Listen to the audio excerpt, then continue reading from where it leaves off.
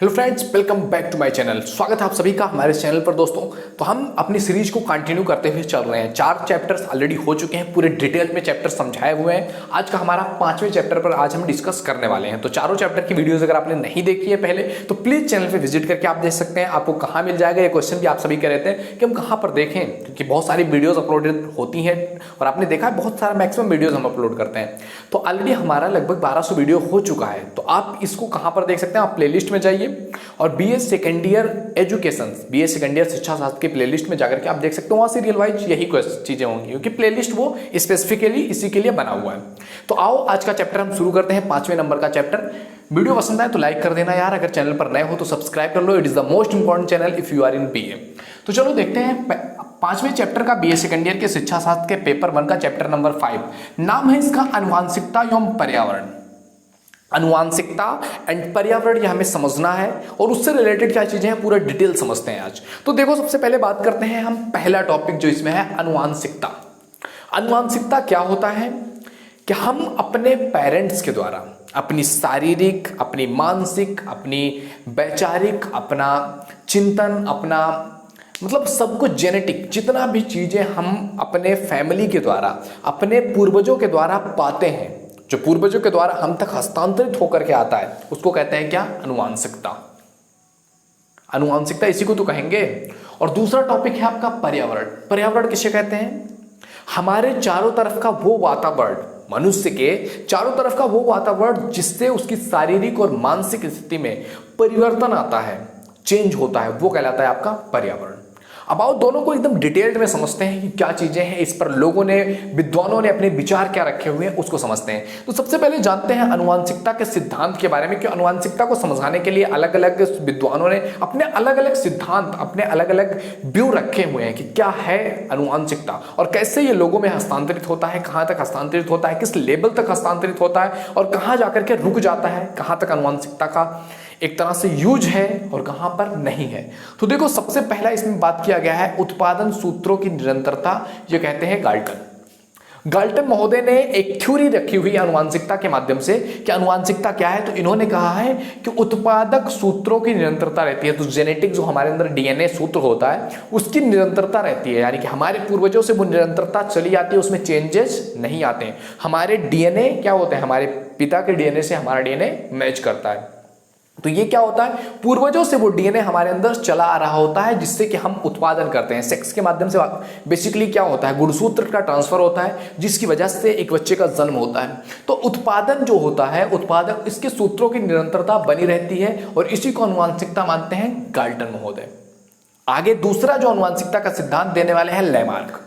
Lamarck ने क्या सिद्धांत दिया कि अर्जित गुणों का हस्तांतरित होता है, हस्तांतरण होता है। यानी कि हमारे पूर्वजों ने जो चीजें सीखी हुई थी, हमारे पेरेंट्स ने जो चीजें सीखी हुई थी, जो उनका माइंडसेट था, जो उन्होंने चीजें अर्जित किया हुआ था, उस अर्जित गुणों का, जो उनके बिहेवियर, उनके कैरेक्टरिस्टिक थे, उसका हस्तांतरण क्या कहलाता है, अनुवांशिकता कहलाता है। कि उन्होंने जो भी चीजें अपनी लाइफ में सीखी, एक्सपीरियंस किया, जो भी चीजें उन्होंने अर्जित किया, जो उनके क्वालिटीज थे, जो उनके कैरेक्टरिस्टिक्स थे, वो हमें कुछ ना कुछ माध्यम में हस्तांतरित हो जाते हैं, वो कहलाता है लेमार्क। लेमार्क ऐसा कहते हैं अनुवांशिकता के बारे में। इसके बाद अनुवांशिकता पर अपना विचार रखते हुए एक सिद्धांत आया था, प्रत्यागमन का सिद्धांत। प्रत्यागमन का सिद्धांत बहुत इंपॉर्टेंट सिद्धांत है, क्योंकि देखो, समझो पहले, अधिक से कम की ओर, यानी कि हमारे पूर्वजों में कोई चीज अगर बहुत रिजिडिकली था, यानी कि बहुत, समझ सकते हैं, बहुत तेजी से उन्होंने पकड़ा हुआ था, बहुत स्ट्रांगली उस चीज में बिलीव करते थे, लेकिन धीरे धीरे क्या होता है, उस चीज का बिलीव धीरे धीरे कम होता चल जाता है। यानी कि उनके अंदर जो चीजें पाई गई थी, उससे धीरे धीरे क्या होती है, कमी आती चली जाती है। एकदम एग्जैक्टली वही गुण, वही कैरेक्टरिस्टिक्स आपके अंदर नहीं मिलेंगे, जो आपके फोर फादर्स के अंदर थे वो आपके अंदर नहीं मिलेंगे, उससे धीरे धीरे कम आते जाएंगे। आपके पेरेंट्स के अंदर से कुछ गुण आपके अंदर आएंगे, यानी कि अधिक से क्या होता है, कम की ओर जाता है, जिसको कहते हैं प्रत्यागमन का सिद्धांत। इसी पर अपना विचार रखते हुए मेंडल ने एक सिद्धांत दिया हुआ था। मेंडल ने क्या सिद्धांत दिया हुआ था कि समस्त गुणों का संक्रमण नहीं होता है, मंडल कहते हैं कि अगर आपके माता पिता के अंदर जितने भी गुण हैं उन सारे गुणों का आपके अंदर संक्रमण नहीं होगा, यानी कि जितने भी गुण आपको तो 50 गुण हमारे माँ बाप के अंदर थे, वो इस चीज को लेकर के ये समझते थे, ये समझते थे, वो सारा कुछ चीज पूरा का पूरा मेरे अंदर ट्रांसफर हो जाएगा। तो ऐसा नहीं होता, ऐसा थोड़ी ना है कोई कंप्यूटर का डाटा है और डाटा केबल डाल करके या आपसे वाईफाई के माध्यम से ट्रांसफर कर दिया गया, नहीं ना। कुछ चीजें होती हैं, उसका कुछ अंश हमारे अंदर तक आता है, पूरी तरह से संक्रमण नहीं हो सकता है, पूरी तरह से क्या होता है, समस्त गुणों का संक्रमण नहीं किया जा सकता।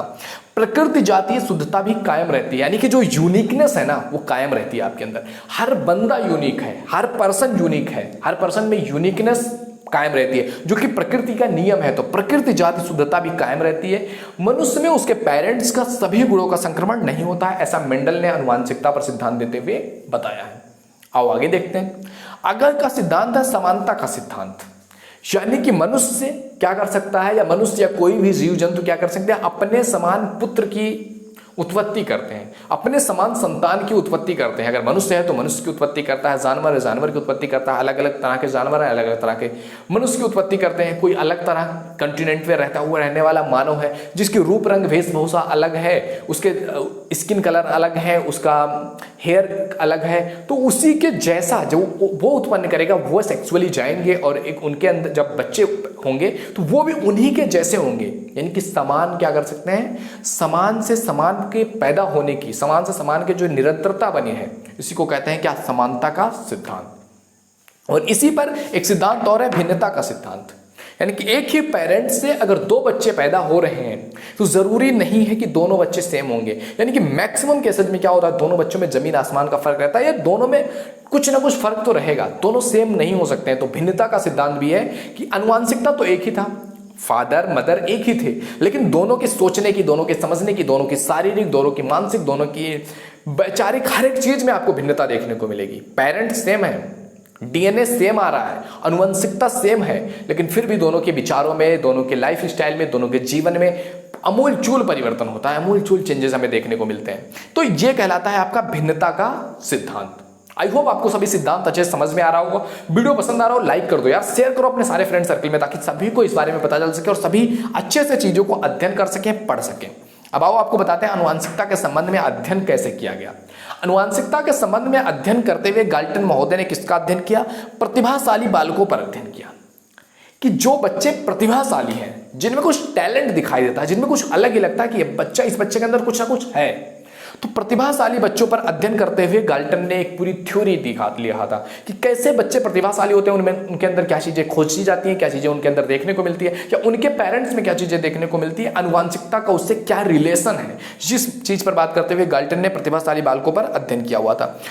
स्टुअर्ट थे, उन्होंने परिवार पर अध्ययन किया हुआ था कि ये परिवार, ये फैमिली जो एक अच्छे लेवल पर है, एक हाई लेवल की फैमिली है, उसके अंदर जो बच्चे आ रहे हैं वो कैसे होते हैं, एक लो लेवल फैमिली है, उसके अंदर बच्चे क्या होते हैं, उनमें आनुवंशिकता से कितना डिफरेंस आता है, इसके बारे में उन्होंने अध्ययन किया हुआ था।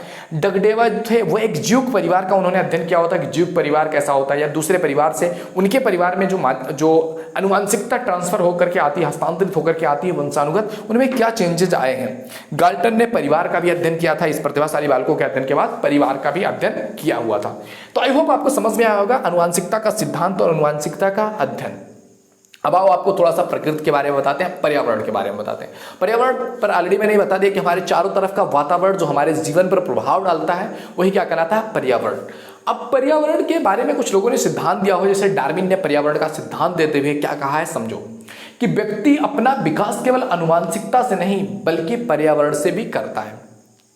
जो व्यक्ति है, जो मनुष्य है, वो अपना विकास केवल अपने फोरफादर से, अपनी आनुवंशिकता के आधार पर नहीं करता है, बल्कि वो जिस पर्यावरण में रहता है, जिस जगह पर रहता है, जिस परिवेश में रहता है, उसके अनुसार भी उसकी बॉडी, उसका माइंड, उसका हेल्थ, उसकी पूरी स्ट्रक्चर भी उसी के अनुसार चेंज होती है। ओके, समझ पा रहे हैं आप कि एक ही पेरेंट का अगर कोई जुड़वा बच्चा भी हो, एक बच्चे को आप इंडिया के किसी गली में रख दें या किसी गांव में रख दें और एक व्यक्ति को यूरोप में ले जाएं, एक बालक को, दोनों में जमीन आसमान का फर्क हो जाएगा उनके वातावरण के चेंज होने की वजह से, उनके परिवेश के चेंज होने की वजह से। तो यहीं पर डार्विन ने सिद्धांत दिया हुआ था, डार्विन का सिद्धांत आया हुआ था कि व्यक्ति केवल उसका विकास जो है उसकी आनुवांशिकता से नहीं होता है आनुवांशिकता से, लेकिन पूरा नहीं होता है, बल्कि पर्यावरण पे ही उस पर काम करता है। जिस तरह के पर्यावरण में रहता है मनुष्य उसका आदी हो जाता है। कोई अगर ठंडे पर्यावरण में रहता है, कोई जो है बर्फ से ढके पहाड़ों के बीच में रहता है, तो उसकी बॉडी में उतनी स्ट्रेंथ होगी कि वो उसको सह सके। और अगर कोई 30 डिग्री 40 डिग्री 50 डिग्री की गर्मी में रहता है तो उसकी बॉडी इस तरह से बन जाएगी वो उसको सह सकता है। तो पर्यावरण से भी उसकी बॉडी में बहुत कुछ चेंजेज आते हैं, उसकी मानसिक शारीरिक स्थिति में चेंजेज आते हैं। इसी पर पर्यावरण का सिद्धांत देते हुए लेमार्क ने कहा है कि जिस जीवन परिस्थिति में रहने से जीवन की रक्षा होती है, प्रकृति उसी के रूप में प्रदान करती है। यानी कि जैसा आपकी बॉडी को होना चाहिए, जैसा होने पर एक जगह पर आपकी बॉडी सरवाइव कर सकती है, आप जिंदा रह सकते हो, आप सरवाइव कर सकते हो, प्रकृति आपको उसी रूप में प्रदान करती है। समझ रहे हो बातों को कि जैसा आप एक जगह पर पैदा हो रहे हो जहां पर बहुत ठंडक है मौसम, तो वहां पर आपकी बॉडी के लिए क्या जरूरी है वो वैसा ही प्रकृति आपको देती है। वहां पर अगर आप पैदा हो रहे हैं, जब वहां पर आपकी फैमिली रह रही है और आप वहां पर पैदा हो रहे हैं, आपकी बॉडी में एक अलग तरह का हार्मोन देखने को मिलेगा, एक अलग तरह की जो है व्यवस्था देखने को मिलेगी जो वहां के लिए, वहां के सर्वाइवल के लिए उचित होगा। कोई गर्म क्षेत्रों में रह रहा है उसके लिए अलग होगा सिस्टम, कोई अगर सामान्य परिस्थितियों में रह रहा है उसके लिए अलग होगा सिस्टम। तो प्रकृति इट इज वेरी इंटेलिजेंट। प्रकृति जो है ना बहुत इंटेलिजेंट है, बहुत समझदार है कि चीजों को कहाँ कब क्या जरूरत है, प्रकृति उसके अनुसार उसको रन करती है। तो यही कह रहे हैं लेमार्क कि जिस जीवन परिस्थिति में रहने से जीवन की रक्षा हो सकती है, कि हम सरवाइव कर सकें, हम जीवन जी सकें, प्रकृति उसी के रूप में हमें प्रदान करती है। तो प्रकृति का भी हमारे जीवन शैली पर बहुत महत्वपूर्ण प्रभाव है। तो इस तरह से हम कह सकते हैं कि हमारे जीवन में हमारा जो परिस्थिति है, जो हम इस समय सिचुएशन में हम जिस भी जगह पर रह रहे हैं, हमारे जीवन में, हमारे सोच में, हमारे शरीर में, हमारी मानसिकता में, हमारी सोच समझ में, हमारी भावनाओं में, हमारे इमोशंस में प्रकृति का और आनुवंशिकता का दोनों का समान योगदान है, दोनों का ही योगदान है। और दोनों के योगदान से ही एक मनुष्य का जीवन बनता है, या किसी भी जीव का जीवन उसके आनुवंशिकता और उसके पर्यावरण पर डिपेंड करता है और उसी के अनुसार उसकी सोच, उसका जीवन बनता है। तो यही था पूरा ये चैप्टर। इसमें आनुवंशिकता के बारे में और पर्यावरण के बारे में, दोनों के बीच में क्या संबंध है, इसके बारे में हमें पढ़ना था। आई होप तुम्हें वीडियो पसंद आया होगा। वीडियो पसंद आए तो लाइक जरूर करो, शेयर करो अपने फ्रेंड सर्कल में। अगर आप बीए में हो, मैं ये नहीं कर रहा हूं, आप जाकर के सब्सक्राइब कर लो दोस्त, लेकिन एक बार चैनल पर विजिट जरूर करना। खोलो चैनल को, जाकर के देखो, ऑलरेडी इतने वीडियोस पड़े हैं जितना आप गिन नहीं सकते हो। गिनने बैठोगे पूरा बहुत टाइम लग जाएगा आपको। 1200 वीडियोस मायने रखती हैं किसी चीज पर। तो बीए पर इतनी सारी वीडियोस आपके लिए अवेलेबल है, इतना सारा एफर्ट आपके लिए लगा रहे हैं, तो लाइक कर दो यार और शेयर करो, जाकर के देखो। अगर आपको लगता है वाकई ये आपके लिए वैल्यूएबल है तो सब्सक्राइब करना, अदरवाइज मत करना, आपकी मर्जी है। आपको अगर लगेगा कि आपको कुछ मिल रहा है तो सब्सक्राइब करोगे ना। ओके, तो मिलते हैं आपसे अगले वीडियो में इसके नेक्स्ट पार्ट के साथ। Okay, thank you, bye bye.